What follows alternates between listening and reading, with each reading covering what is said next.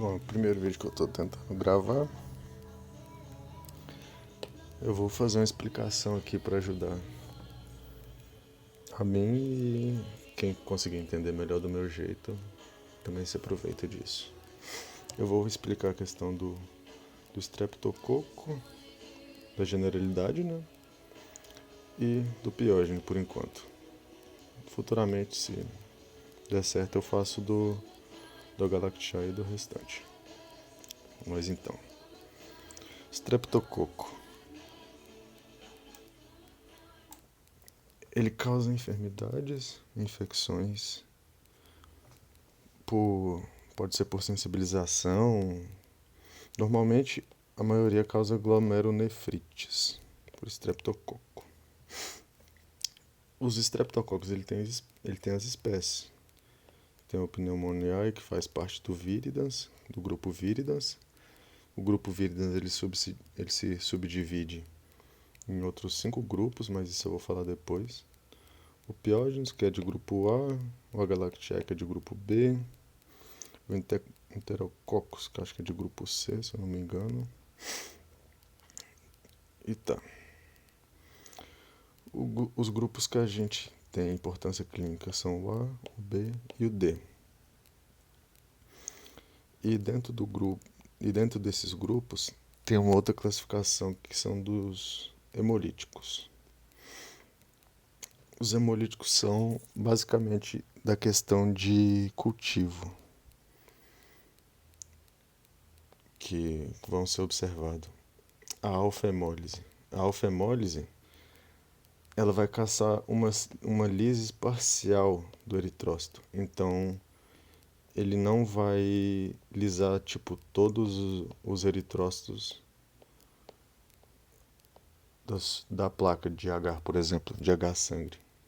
Então ele vai ser uma ruptura parcial daqueles eritrócitos que está ali na placa. Beta-hemólise. A beta-hemólise ela é a principal aqui porque ela vai causar uma lise completa. Então ela vai destruir completamente os eritrócitos. E o gama hemolítico, ele na verdade é um não hemolítico, porque ele não causa a lises dos eritrócitos. As propriedades serológicas que seriam para identificação seria por antígeno de parede celular, antígeno de parede capsular, colônias com hemólise, que eu acabei de falar da questão do cultivo, né? Alfa, que é que é uma parcial hemólise, a beta-hemólise, que é uma hemólise completa, e a gama é a que não tem hemólise. Carboidratos de parede celular. Isso aí é por diferenciação de grupos e grupos. Pode ser usado como provas, como reagentes para identificação de carboidratos de parede celular. Beta-hemolíticos ou não hemolíticos. Beta-hemolíticos segundo Lancefield. Lancefield é uma mulher que fez a descoberta, né, desses grupos. E a classificação são desses grupos aqui. E a classificação deles vai de grupo A até o grupo W. Mas os que a gente precisa focar são esses aqui. Certo? Grupo Viridans. O grupo Viridans são divididos em 5 grupos, que seria o MITS, o Anginosum mutans, o grupo Bovis e os salivários. Eu vou falar só superficialmente mesmo. A questão do Viridans, a característica principal dele, na questão do cultivo, que é onde se dá para identificar ele, é pela questão do pigmentação verde que ele causa na placa de H sangue, que seria, por exemplo, por uma lise parcial ou pela uma não lises, que seria uma gama hemolítica. Então, no caso, grupo Viridans normalmente seria uma alfa hemolítica e uma gama hemolítica, que daria coloração esverdeada na placa de H-sangue.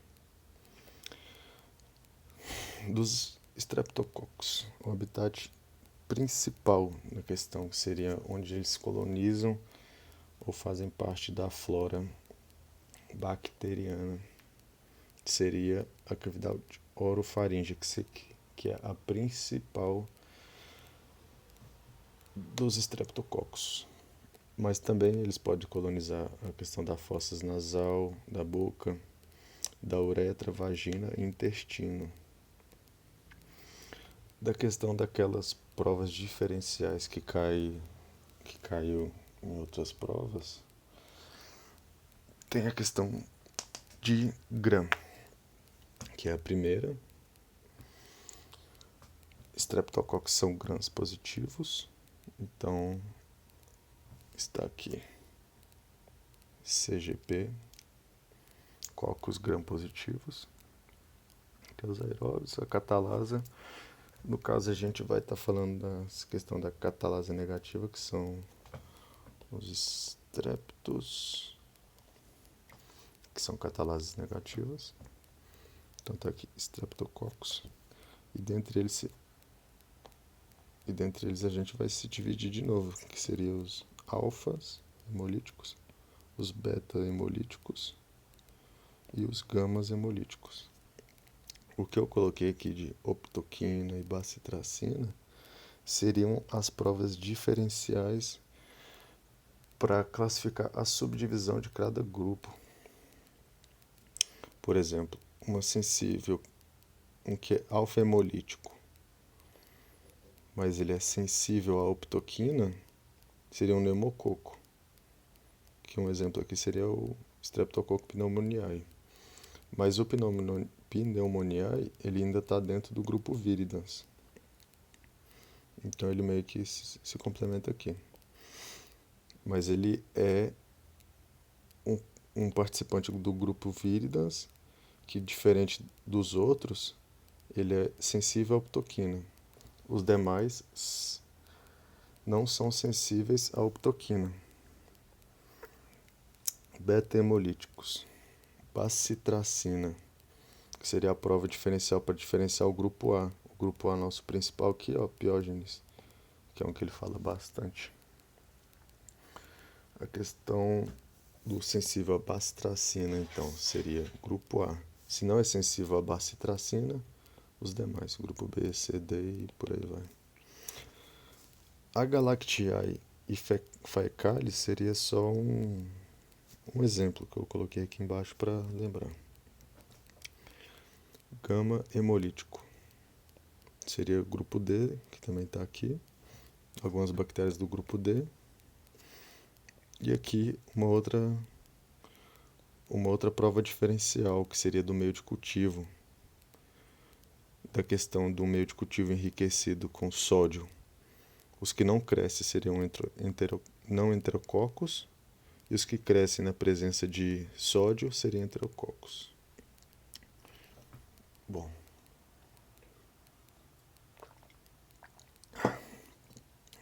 da questão do Piógenes, que é bem falado. O Piógenes, ele é uma bactéria muito, muito complexa. Então vamos lá. O Piógenes está classificado dentro do grupo A. Ele é um beta-hemolítico. Ele é coco gram positivo. É anaeróbio facultativo. Ele tem uma cápsula. Essa cápsula normalmente é de ácido hialurônico. Mas pra frente eu vou explicar isso aqui. E a questão do ácido hialurônico também diferencia em 3 cepas: A, B e C. Sendo a cepa tipo a principal e mais virulenta. Aqui, ó, o ácido hialurônico determina as cepas. Parede celular, que seria os antígenos. que seriam as características de parede celular da bactéria que teria a função antigênica, que seria a proteína M, D e R. Mais para frente eu falo. E o estreptococo piógeno, cresce em agar sangue. Bom, estrutura antigênica. O piógenes, ele tem uma relação direta com imunoglobulina M, que seria o IgM, seria o IgM. De estrutura antigênica ele tem a parede celular, proteína M, que é um componente antigênico da bactéria, que determina a virulência, que seria do grupo A. Ele é responsável pela desgranulação de leucócitos também, a proteína M.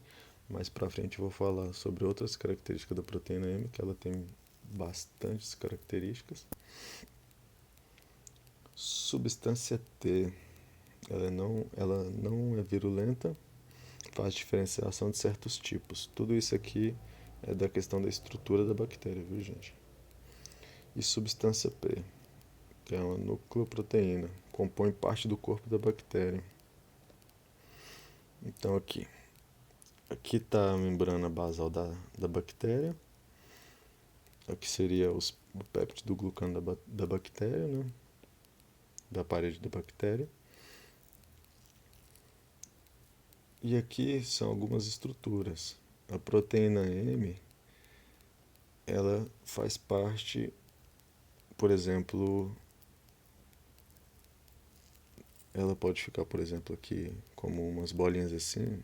No livro tem uma foto melhor. Mas seria como se ela fosse assim. Ali no finalzinho, ela tem meio que umas bolinhas assim. Ela seria tipo assim. Isso aqui seria a proteína M no pili. Por exemplo, aqui está o pili. E aqui estariam as proteínas M aqui. Tá bom? Isso aqui é tudo a questão da estrutura da bactéria.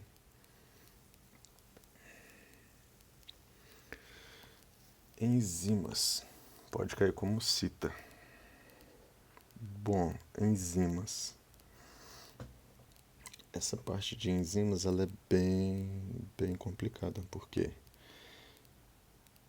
enzimas, a streptoquinas ou fibrinolisina, ela permite a questão da proliferação da bactéria, hidrolisa fibrina, então no caso ela lisa coágulo, ela quebra coágulos, e o anticorpo detecta essa enzima, que é produzido pelo piógeno. E a hyaluronidase, ela pode ser uma questão da lises de ácido hialurônico no nosso tecido conjuntivo. Ela causa danos no nosso tecido conjuntivo.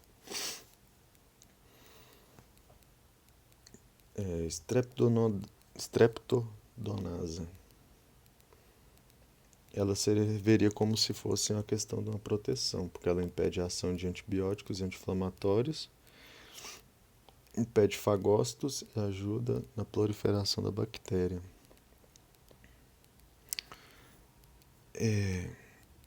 Essa aqui eu não vou falar agora, porque ela não está muito bem especificada, então eu vou explicar de uma outra forma depois. Streptolisina. A streptolisina, ela é muito importante, principalmente a O, que é a nossa principal, streptolisina O. Ou pode ser chamado hemolisina O e hemolisina S. Hemolisina O, ela é imunógena, então no caso ela causa uma reação do nosso sistema imune. A hemolisina O,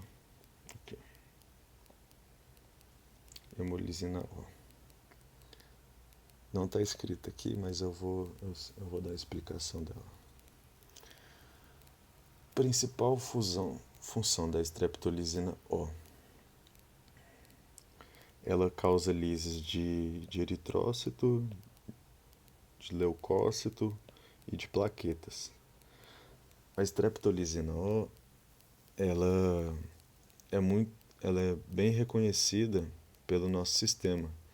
Então, quando uma coisa é bem reconhecida pelo nosso sistema, ela vai criar anticorpos, muito fácil, contra essa aqui. Então, contra a streptolizina O, a gente pode fazer testes para ver se há a presença de streptolizina O no corpo do paciente, que seria o ASLO, que é a questão do anticorpo da streptolizina O, ASLO. Ou senão, pode ser como anti-streptolizina O, ASLO. Tá bom? Streptolizina O, ela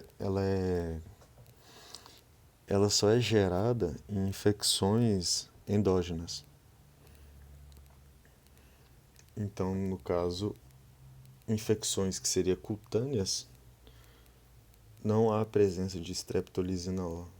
A bactéria não vai produzir streptolizina O. Em infecções cutâneas, ela é inibida de forma irreversível pelo colesterol dos lípidos cutâneos. Por exemplo, no impéctigo. O nosso colesterol da gordura nossa, né, subcutânea ali abaixo, nosso tecido conjuntivo, ela vai inibir essa enzima aqui. Então, por isso que infecção cutânea não se desenvolve anticorpo ASLO, anticorpo anti-streptolizina O. Tá bom? E a streptolizina S, aquela que eu falei aqui. Ela não é antigênica. Então, no caso, o seu corpo não vai reconhecer ela e não vai atacar ela. Então, não vai ter criação de anticorpo em cima da hemolizina S aqui.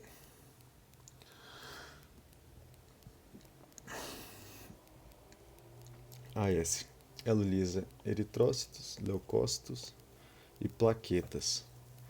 E nesse processo, a streptolizina S, ela pode liberar alguns fatores de lises que pode afetar os fagócitos.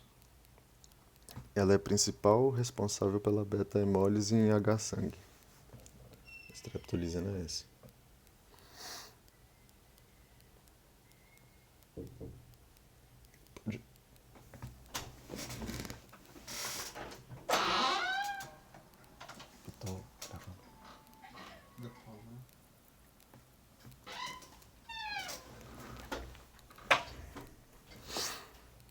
Bom, infecções cutâneas. Erisipela. O que caracteriza erisipela? A erisipela ela é caracterizada por uma inflamação cutânea na pele que você vai poder diferenciar muito bem a parte que está afetada da parte que não está afetada. Então, no caso, você visivelmente poderia ver que uma pessoa está com erisipela, que ela está com um rubor diferente, bem característico, assim, de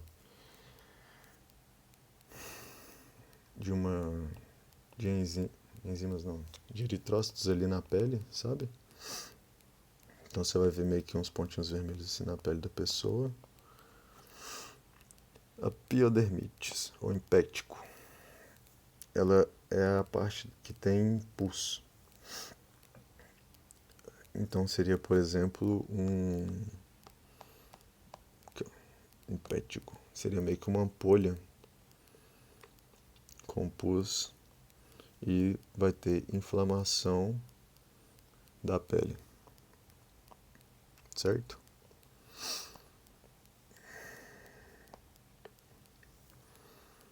Escarlatina, ela é uma complicação, ela pode ser depois do impéctigo. A escarlatina, ela causa tipo uma escamação da pele de, depois de uma infecção piogênica. Celulites. A celulite, diferente da erisipela, ela vai causar uma inflamação na pele, só que vai ser uma inflamação mais profunda, que seria, no caso, uma inflamação mais do tecido conjuntivo. Então, nela você não conseguiria identificar qual que é a parte afetada, apenas em olho nu. Bom, fascite necrosantes. Essa aqui ela é muito mais grave que a fascites necrosantes. Ela vem por ação de, por exemplo, de um superantígeno, que no caso seria ela causaria uma resposta bem exacerbada do teu organismo. Então seu organismo responderia de forma brusca a uma fascites necrosantes. E o que ela causa? Ela causa pontos negros assim na pele, que seriam, por exemplo, de morte de vasos ou coágulos, daria um roxo assim na pele. E a intervenção dela não adianta somente antibiótico. Essa aqui já necessita de uma intervenção cirúrgica.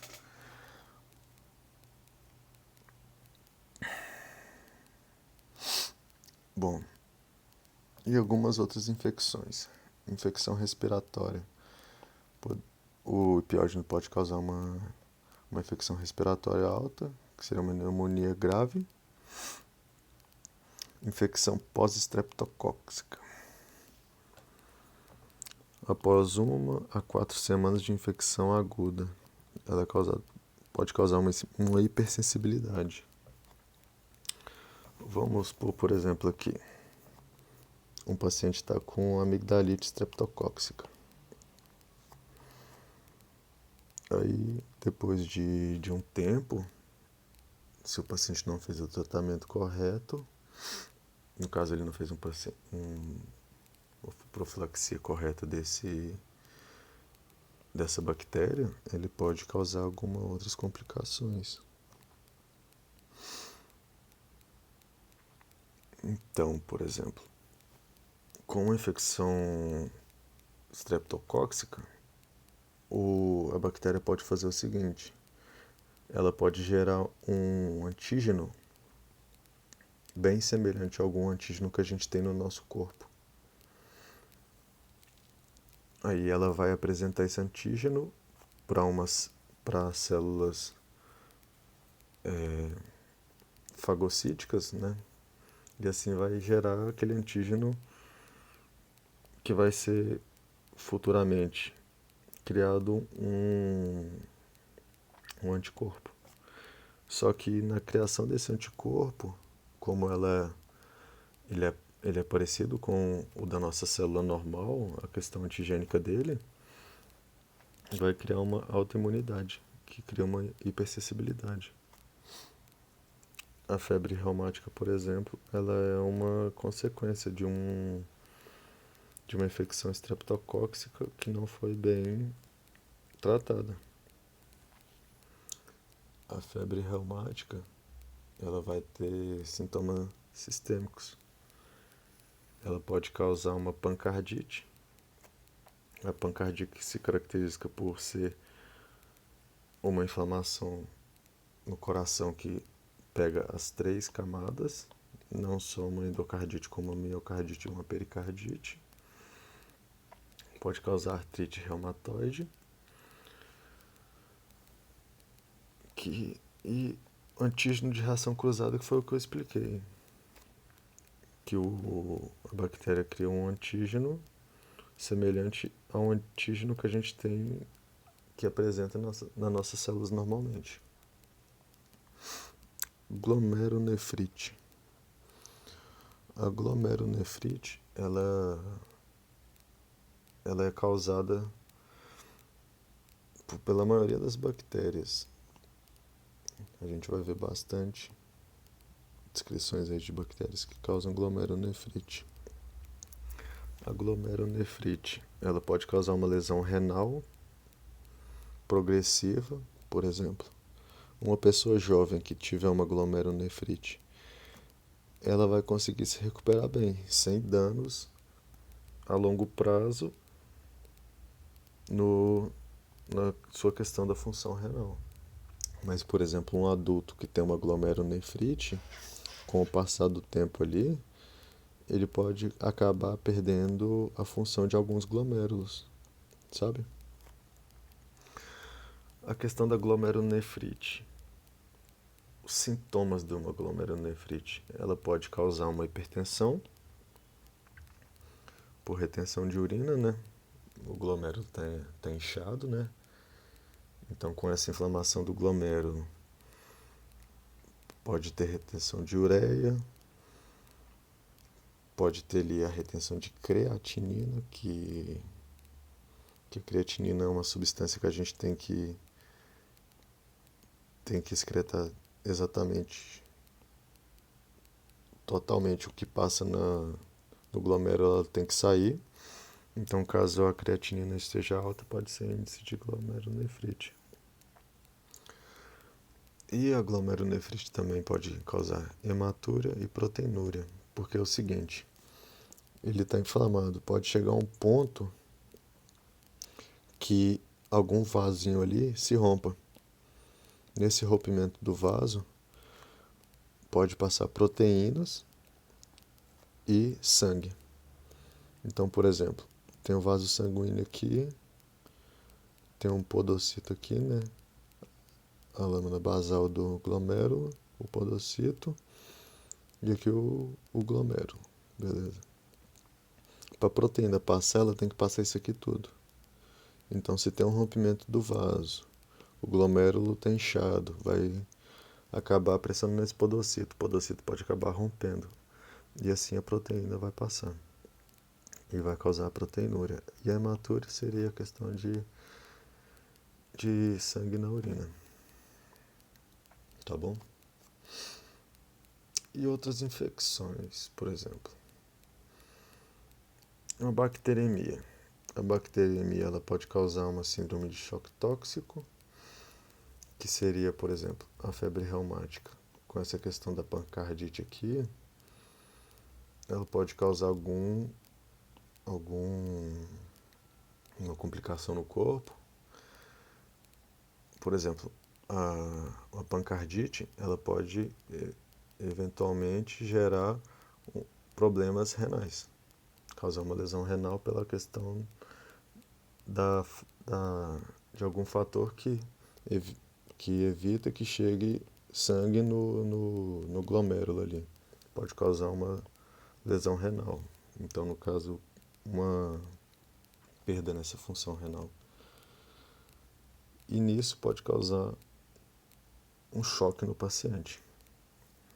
Seja por um sangrado ou por uma questão de falta de oxigenação.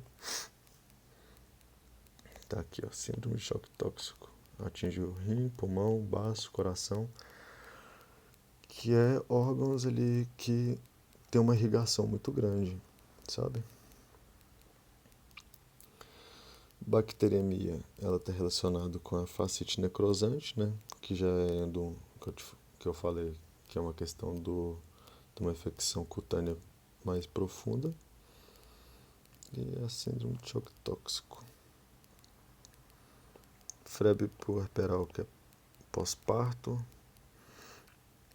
E a sepsemia, ela pode ser causada também no neonato, que está relacionado com a febre puerperal, que pode ser a questão da bactéria passar pelo cordão umbilical. E tem a angina estreptocóxica, que pode causar amigdalite e causar meningites. O diagnóstico do Streptococcus pyogenes, ela pode ser por tomada de amostra, ensopado de cotonete na garganta, que seria do pus, e catarro. O soro anti-streptolisinal, que foi o que eu falei, que o nosso corpo cria anticorpo facilmente, que é streptolisinal, o nosso corpo cria anticorpo bem fácil. Antiadeniasa, essa que eu vou explicar daqui a pouco, e anti-hialuronidase. O que eu falei lá em cima, o piógeno ele é sensível à bacitracina e ele é resistente à tetraciclina, quer dizer. Bacitracina e tetraciclina são antibióticos e a transmissão do piógeno é por contato direto com gotícula, saliva ou com pele colonizada. E a prevenção seria a higiene ou um diagnóstico precoce. Tratamento: antibiótico penicilina para o grupo A, eritromicina pode ser por 10 dias, e profilaxia com amoxicilina, na questão da febre reumática, que seria para tratamento da febre reumática. Ou se não, a cefalosporina, que seria um antibiótico de largo espectro, que pega tanto o gram positivo quanto o gram negativo. Ela é um antibiótico bem versátil. Agora eu vou fazer um adentrado no livro, de coisas que eu achei no livro, sobre piógenes. Proteína M foi aquela proteína que eu falei aqui em cima. Essa proteína determina muito a virulência da bactéria, do grupo A. A proteína ela se subdivide em duas, a M1 e a M2. A M1, proteína M, subdivisão M1, ela comparte os antígenos de forma exposta, então ela fica mais exposta a... Ela meio que as partes antigênicas dela ficam expostas para reconhecimento, então ela tem um reconhecimento mais fácil. M2 carece de antígeno exposto, então ela meio que esconde os antígenos dela, a parte antigênica dela. E as duas pode causar infecções supurativas e glomerulonefrites. Mas dentre elas, somente as cepas de bactérias que contêm a proteína de classe M1 pode causar febre reumática. Bom, a proteína M, ela tem outras funções também. Ela tem a função de meio que defender a bactéria. Como ela defende a bactéria? Ela pode defender a bactéria do sistema de complemento, pode proteger de fagócitos. Então vamos dar os exemplos aqui. A proteína interfere na fagocitose ao bloquear a união de C3b. Tem a parede bacteriana aqui, a proteína M que está aqui evita a chegada de C3b na parede bacteriana. Ela não faz uma união boa. Ela não permite que C3b se una na parede bacteriana. E vocês lembram que C3b faz parte do sistema de complemento, é uma das principais substâncias do sistema de complemento, da parte de imunologia. Além disso, além da proteína M não deixar fazer uma união útil de C3b na parede celular, também contém fator H, que se une junto à proteína M e acaba degradando esse C3b. Então, além de não deixar o C3b se unir à parede celular, a proteína M junto com o fator H vai acabar degradando esse C3b aqui. Então, a proteína M também pode se unir à função FC, que é a fração constante do anticorpo. Então, mais uma coisa relacionada ao sistema de complemento. Ela bloqueia a via alternativa, que é aquela via dependente de anticorpo, né, que a gente viu, que tem aqui. O anticorpo se une aqui, aí vem a C3 e tal, C3b, que tem hidrólise lá e tal. Não vou aprofundar nisso. Então ela bloqueia a união da fração constante aqui do anticorpo na parede celular. Então ela bloqueia a via alternativa e reduz a questão do C3b unido, que é o que eu falei aqui. Então, além dela não deixar C3b se unir, ela evita a união do anticorpo e também ela degrada C3b. E detalhe, todas as cepas de Piogene têm uma peptidase de C5A. A C5A ela era uma anaflotoxina. Acho que era assim que se dizia, anaflotoxina ou anafloquimiocina, alguma coisa assim. Porque ela funcionava como ela fazia quimiotaxia, ela fazia opsonização da bactéria. Então, por exemplo, aqui está um Streptococcus pyogenes. Ela tem peptidases na sua parede celular, peptidases de C5.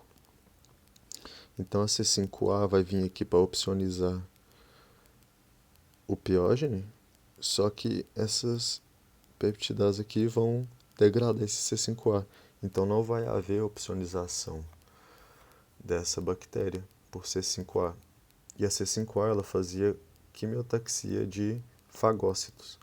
Então, se não há opsonização de C5A, não vai ter atração para fagócitos, não vai ter opsonização dessa bactéria a fagócitos, certo?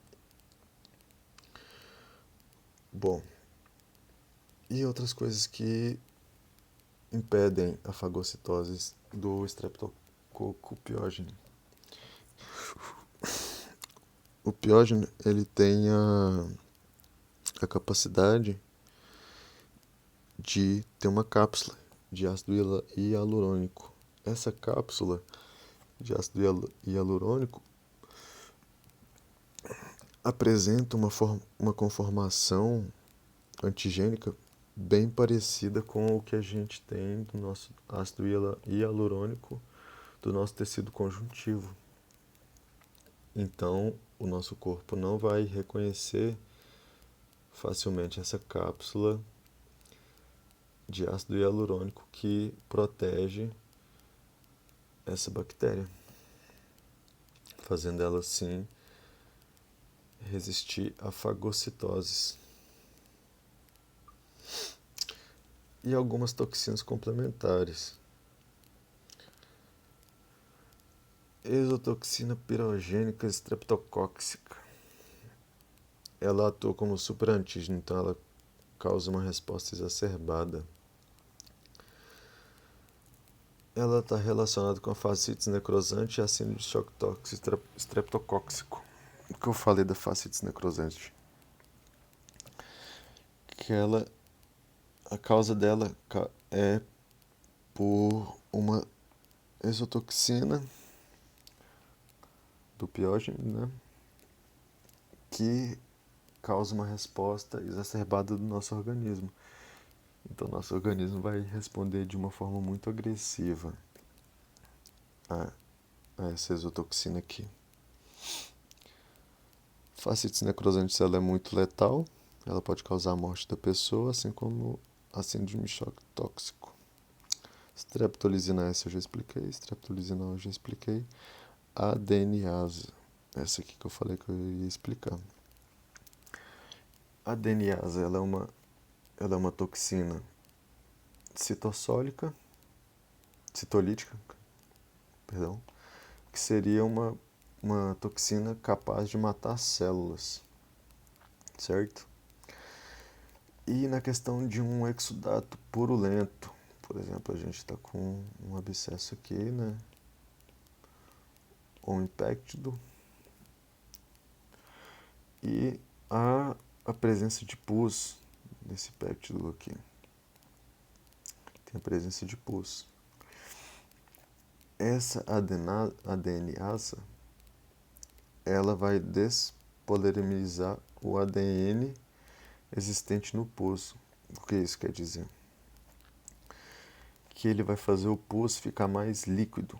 Ele vai meio que abaixar a viscosidade desse pus para ele poder escorrer mais.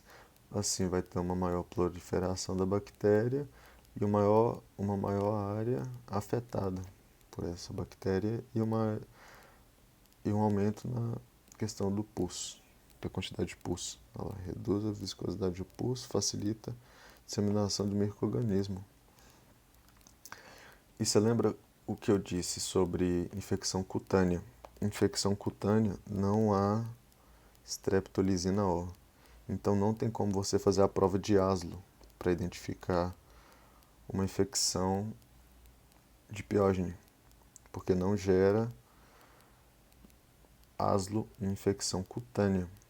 Então o que a gente pode usar como prova diferencial para uma infecção seria anti-ADNase, que é um importante marcador de infecção cutânea. Bom, da febre reumática, eu vou complementar alguns pontos. Febre reumática. Para diagnóstico de uma febre reumática, a gente não tem uma prova específica, não tem como eu fazer um exame só e falar, a pessoa está com febre reumática. São como se diz, achados clínicos que a gente precisa. Aqui, ó. Se diagnostica com achados clínicos. É uma complicação não supurativa, no caso, ela não causa pus.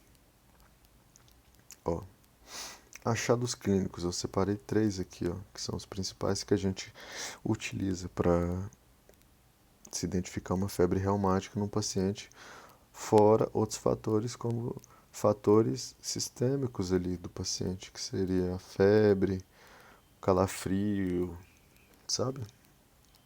Bom, primeiro achado clínico que a gente pode utilizar são resultados positivos de cultivos de frotes faríngeos ou provas de ácidos nucleicos específicos. O que seria um cultivo de frotes faríngeo? Por exemplo, um frotes de purulento ali da faringe, tá lá, deu positivo no H-sangue lá, deu positivo, é um frotes positivo de coleta de faringe, coleta faríngea. Pode ser um ponto para febre reumática. Detecção de antígeno do grupo A em frotes faríngeo, que é o mesmo desse aqui. Então, deu resultado positivo em cultivo de frotes, detecção de antígeno de grupo A, piógene. Grupo A seria piógene. Então, a gente tem 2 pontos que pode ligar os sintomas do nosso paciente a uma febre reumática. E terceiro ponto, elevação de Aslo, que é a elevação de anticorpo em cima dessa streptolizina O aqui, ó, que a bactéria gera. Então, a gente pode fazer a prova para identificar se o paciente está com uma streptolizina O aumentada, quer dizer, uma streptolizina O não. Se a gente está com bastante anticorpo contra a streptolizina O no corpo presente, assim seria elevação de Aslo, elevação de anticorpo, Anticorpo anti-streptolisina O. Certo. Anti-adenasa, adeneasa, que seria essa aqui que eu falei. Bom, seria um diagnóstico diferencial, tanto para infecções que não são endógenas, no caso que seria infecções cutâneas, que tem como preferência aqui o teste de anti-adeneasa para identificação de infecções cutâneas, ou se não anti-hyaluronidase, que seria também uma toxina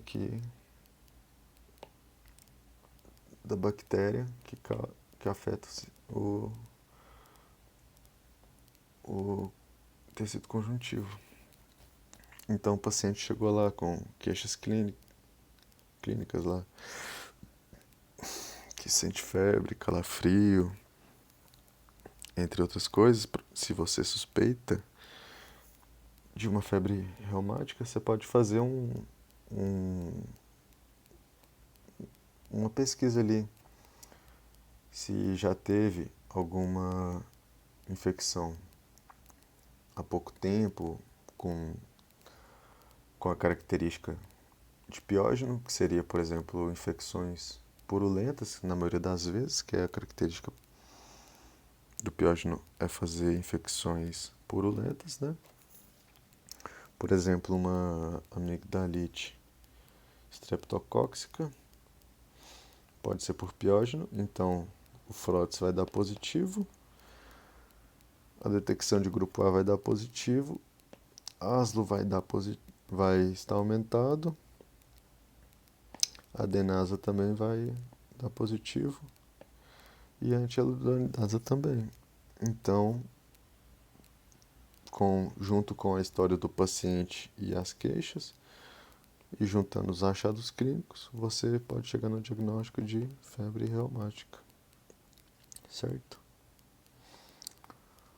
Bom, então é isso, por enquanto. Essa é só sobre piógeno.